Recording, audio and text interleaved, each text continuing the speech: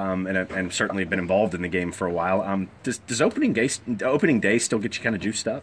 It definitely does. It does every single year, and I think the big thing is as a head coach, you just want to feel like you've done everything you can do to prepare your team for the season to start. I think that's the big thing, and we've been blessed with such good weather. So we've been able to get outside a lot. We've been able to play an awful lot. Most of our position players have 50-plus at-bats since we came back in January. So we've been able to play a good bit, and we've been able to get a lot of really high-quality work in. I've been very proud of the work ethic of the players, and I feel like we're ready. I feel like we are ready for Friday.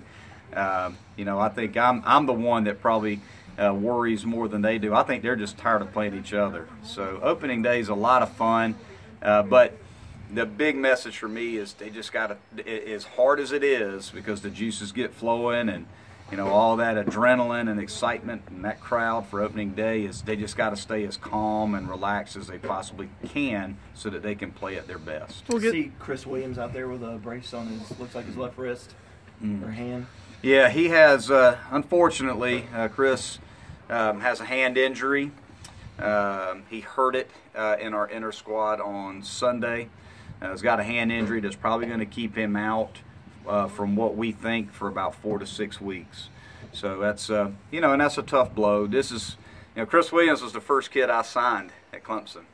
So he's a special kid to us. He's a special kid to me. And this guy came across the country essentially to be Chris Oakey's backup, because we needed another catcher, and played third base, a position he'd never played before, played first. He's so selfless. He's such a good kid, and he is a great player.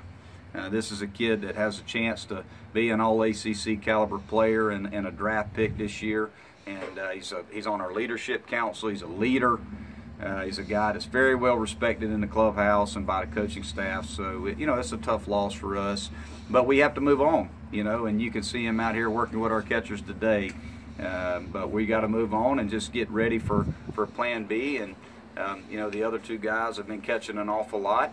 And, they'll be as ready as they can be for opening day. I see that, and I think backswing. Somebody get him on the backswing, or was it him swinging? It was actually him swinging. Yeah. So he just injured his hand, and again, it's something that we feel positive that he'll come back. Hopefully, optimistically by the time we start ACC play, but it's typically going to be somewhere in that 4 to 6 week range. When you say 4 to 6, do you mean as be able to hit or be able to go behind the plate? No, he'll be able to play. Okay. He should be able to play in 4 to 6 weeks. How long before he gets behind the plate?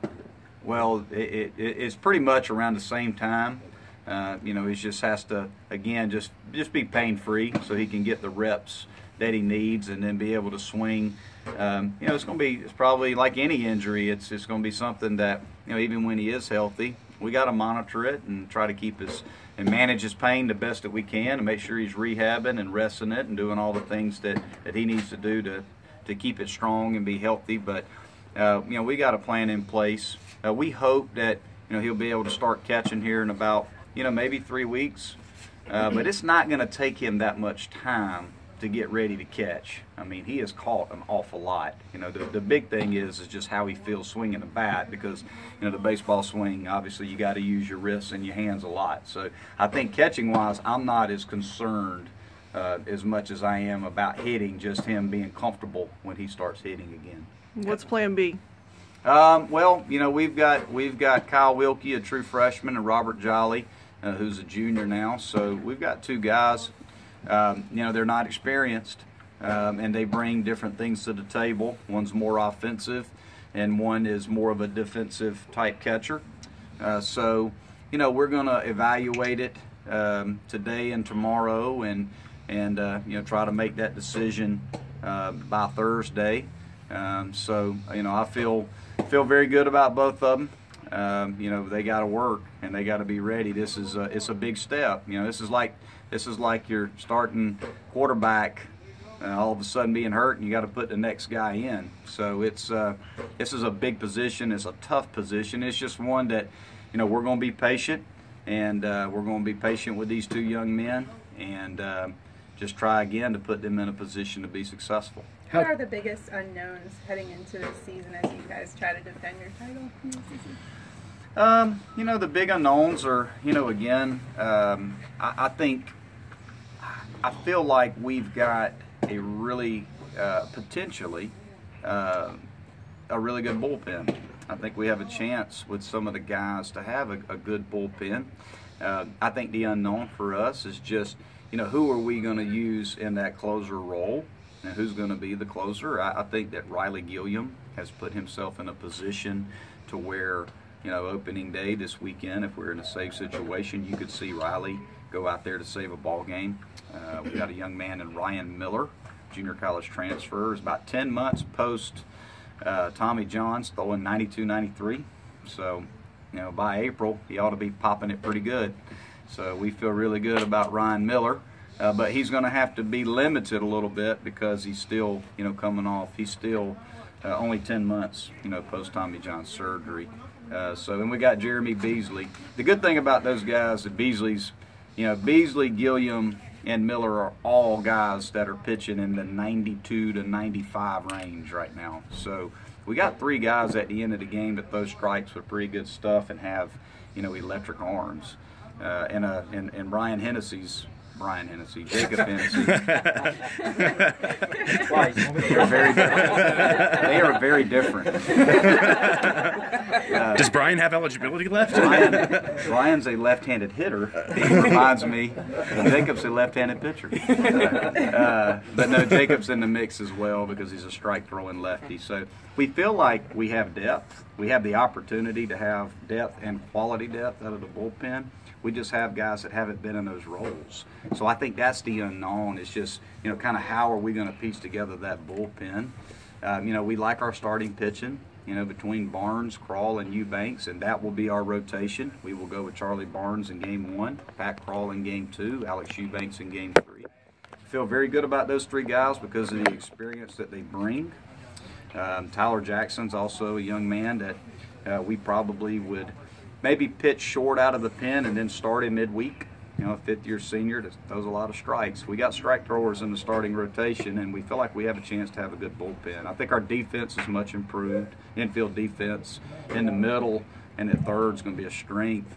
You know, Seth's getting better and better and better every day at first. He's done a nice job of catching the ball. He's still just got to figure out, you know, the intricacies of playing first base, the bunt defenses and things of that nature, but he's getting better and better and better, and our outfield defense should be really good. We've got experience there. So I think the unknown is just kind of how we use that bullpen and who kind of solidifies those roles. I know you want to go 3-0. That's the ultimate goal for Wright State. But as a coach, what are you looking to get out of this weekend? Where do you want this team to be after 3 games? Stay within themselves and compete. That's it. You know, the results will take care of itself. You know, this season's not going to be defined by opening weekend. So I'm not, you know, and I know that sounds crazy, you know, I'm not as concerned about the outcomes of the 3 games as I am how poised we are, how loose we are, how hard we compete, how hard we play, how loose are we in the dugout. You know, can we manage the anxiety and the stress of opening weekend?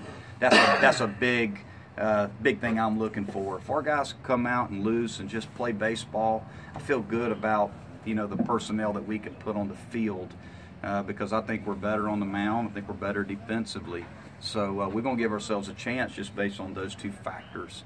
But, you know, I'm excited to see some of our younger guys play that haven't played here yet. I'm excited to see those first-year pitchers when they come out and pitch for us. Just go out and compete and stay as loose as they can, and I feel like the results will take care of themselves. Is it possible for Seth Beer to be better than he was last year? Oh boy, you know, I wish I had a crystal ball. Heck, I don't know. I mean, he was a National Player of the Year. I mean, to put those types of expectations in results, I think is awfully tough. I don't really talk too much about results. I never want Seth to define himself based on what he's done. You know, I think that's the problem with most athletes is athletes will define themselves based on what they've done as opposed to who they are. You know, why did Seth Beer have the year he had? Is because who he is, because he was focused, mature, had a great approach at the plate, and he didn't try to do too much. You know, when he came here last year, he was surrounded by some veterans, and he just played baseball, and his expectations were, man, I just want to play. And now I don't want Seth to put too much on his shoulders in year 2 because of what he did. I just want Seth to be who he is. If Seth Beer is Seth Beer, he's going to be fine. If he starts worrying too much about what he's already done, I think that's where, you know, any player, you know, could put themselves in a tough spot because, you know, they're managing results as expectations, and we want to manage our focus and how we compete. Anything else?